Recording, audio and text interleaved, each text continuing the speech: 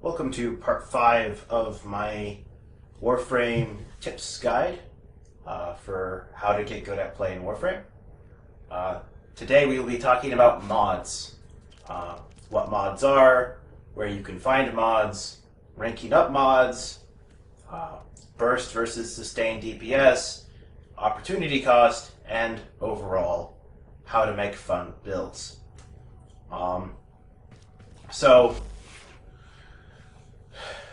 Mods are a item that is a rather rare drop from enemies, or can be gotten through very specific other means. And they appear in the upgrades section for your weapons. Which mods you can see here depend on if they're compatible with the weapon you have selected. So you may not see all of your mods here. If you want to check all of your mods, you can do that over here at the mods machine. But generally, you don't need to see all the mods. All the mods that are compatible with your current weapon is usually basically everything that's currently relevant. As for where you can find mods, the majority of mods are just randomly dropped by enemies, with some notable exceptions.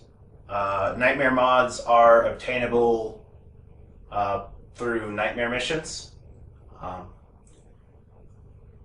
which I'll cover in a different video. And the corrupted mods are obtainable from the vault on the Oregon Derelict, which I will cover in another video. Nightmare mods are notable for having two positive abilities, such as Lethal Torrent's 60% fire rate, 60% multi-shot.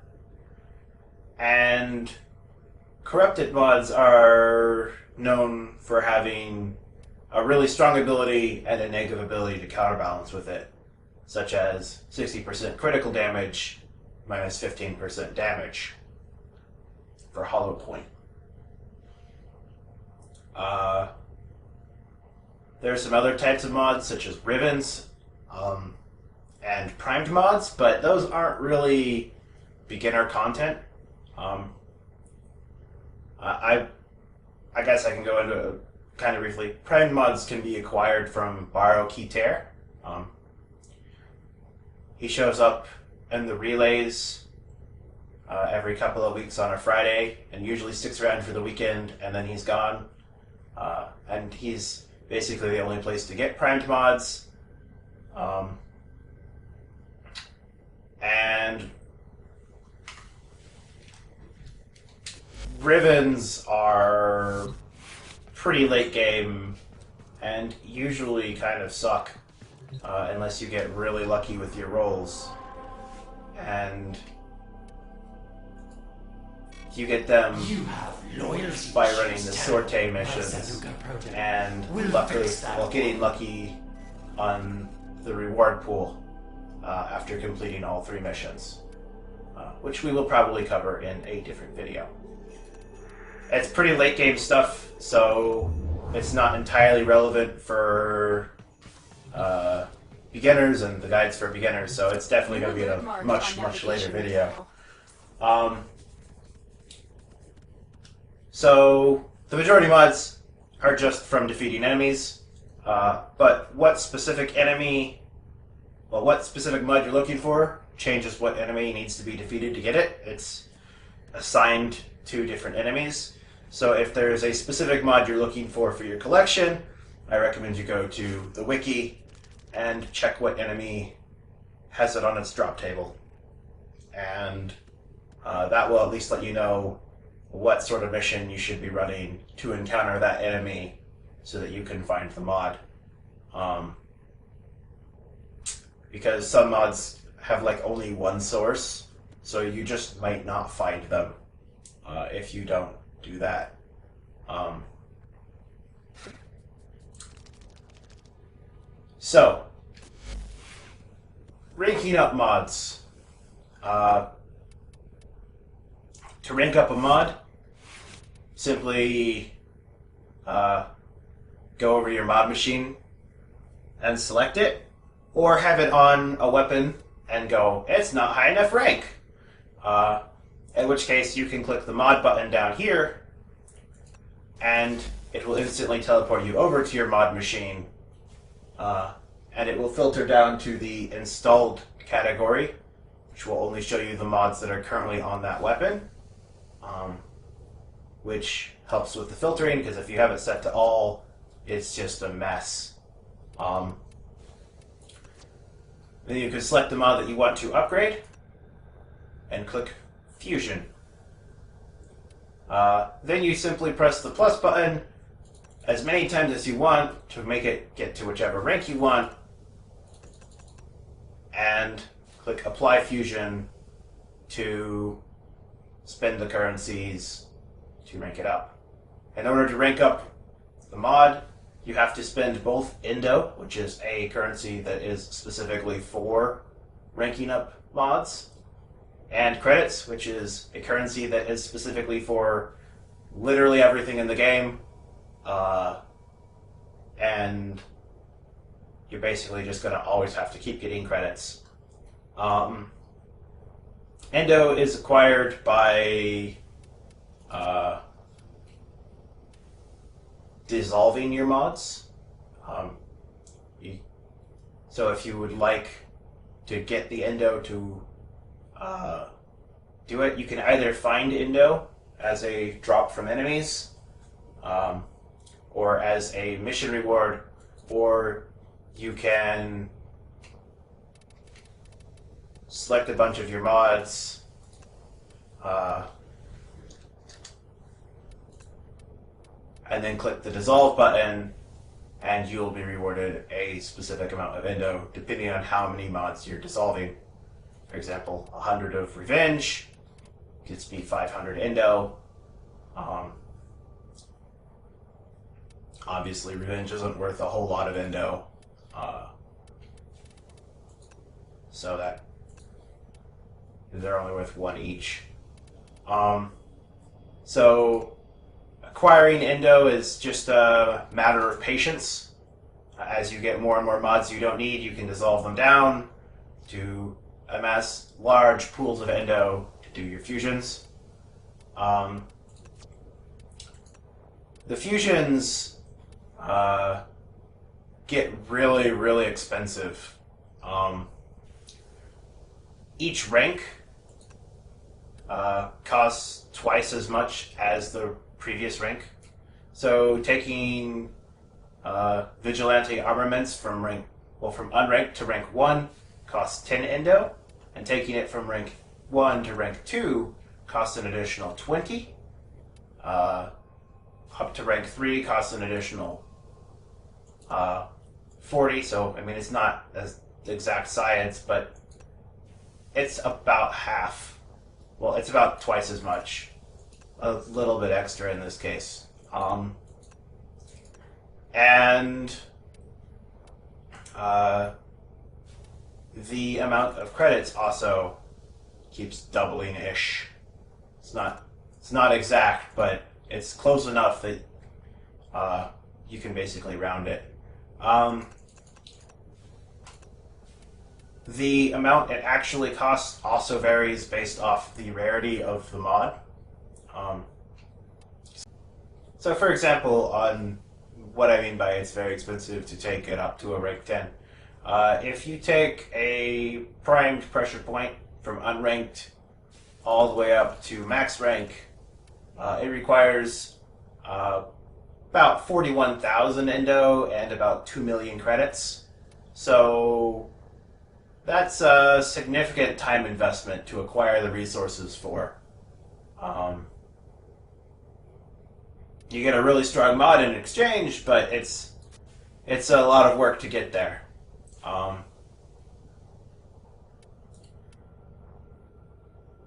So that basically covers ranking up.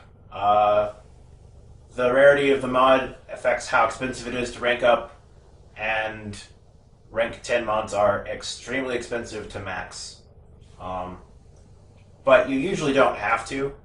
Around rank 8, they're probably strong enough to use even if they're not maxed out. So you'll be fine. Rank 10 is something that you can work for in the long term. So, now we're going to talk about the theory behind making good builds on your weapons.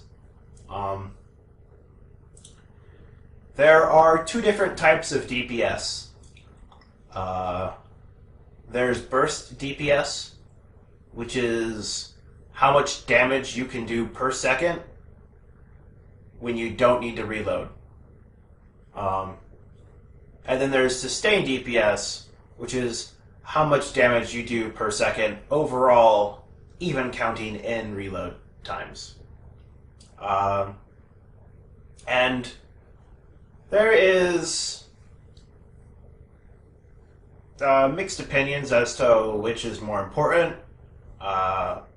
Some people feel that burst DPS is much better than sustained DPS because if you kill them, if you kill your target as fast as possible and there's no one left around, you can reload afterwards you're done killing your target. And other people feel that sustained DPS is more reliable. It's a better gauge of how much damage you can actually do because in the very, very, very high level content, it's very unlikely that you're going to defeat an enemy before you have to reload.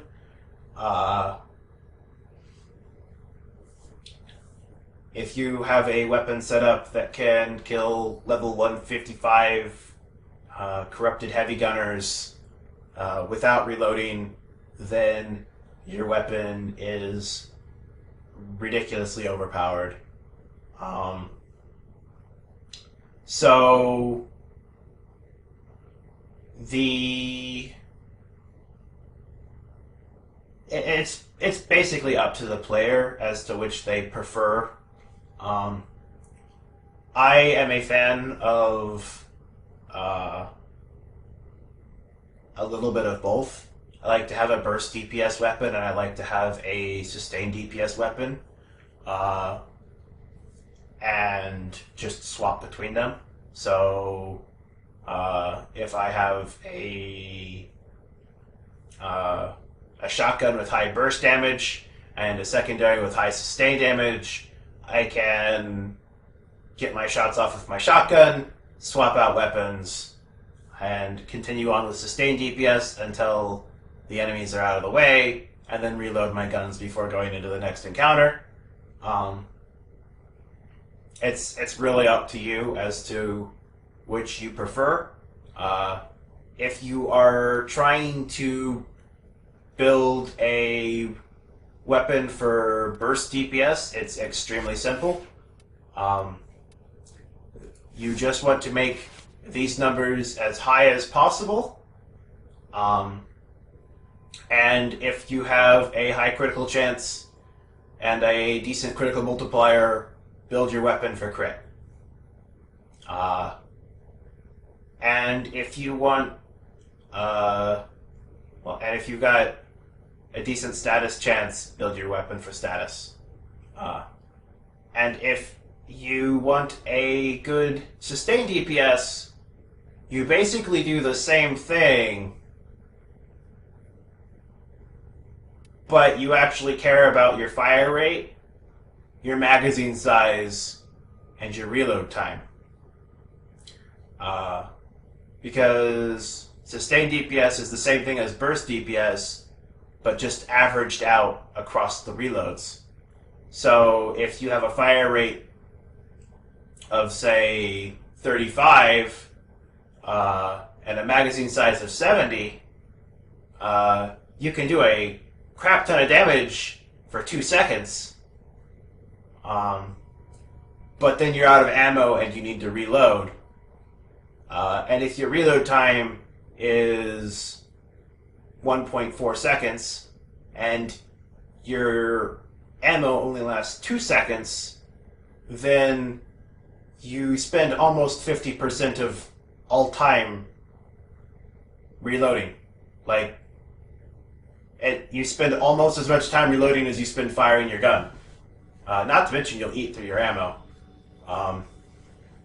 So, in many cases, you're better off making sure your fire rate doesn't go too crazy.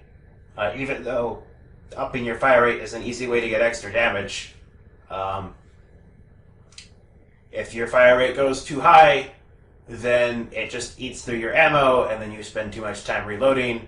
And while you'll have a high burst DPS, you'll have a very, very low sustained DPS. And possibly even more importantly, you'll spend a lot of time reloading, and it's kind of boring. In my opinion, if you have a reload animation that you really like to see and you want to see it often, by all means, eat your ammo. And the other important concept for making a good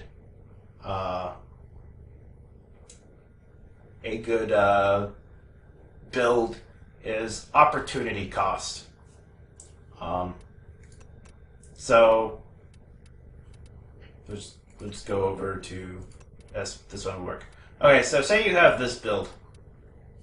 You have 2 slots left, and you have 19 points to spend.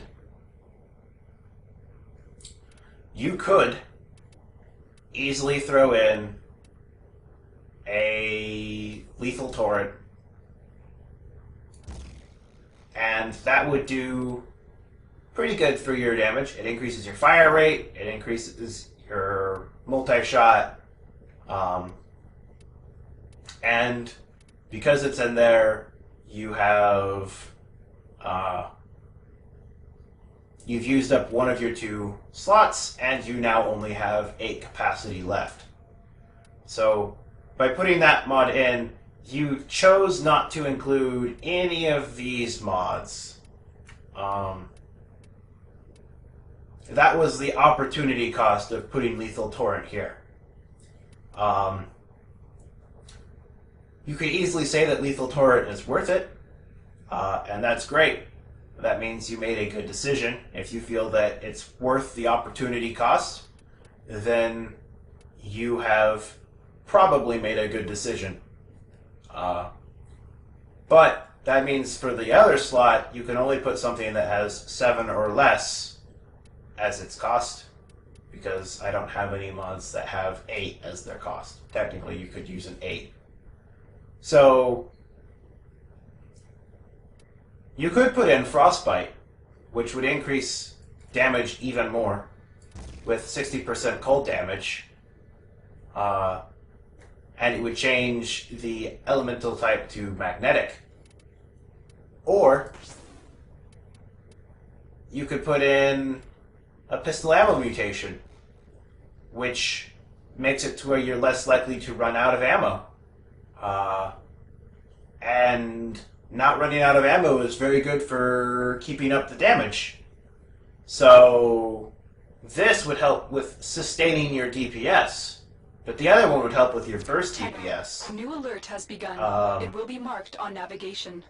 And which of those 2 things is more important to you is a matter of personal preference.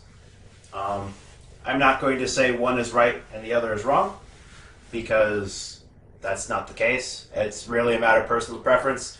If you truly build your guns to be as strong as possible mathematically, just as high as damage as you can possibly fit on the gun, then your gun will be ridiculously strong, and there isn't really anything on the star chart that can withstand getting shot by that for more than a couple seconds. And it's kind of overkill for most things. So it's okay to sacrifice a little bit of raw potential for some preferred gameplay.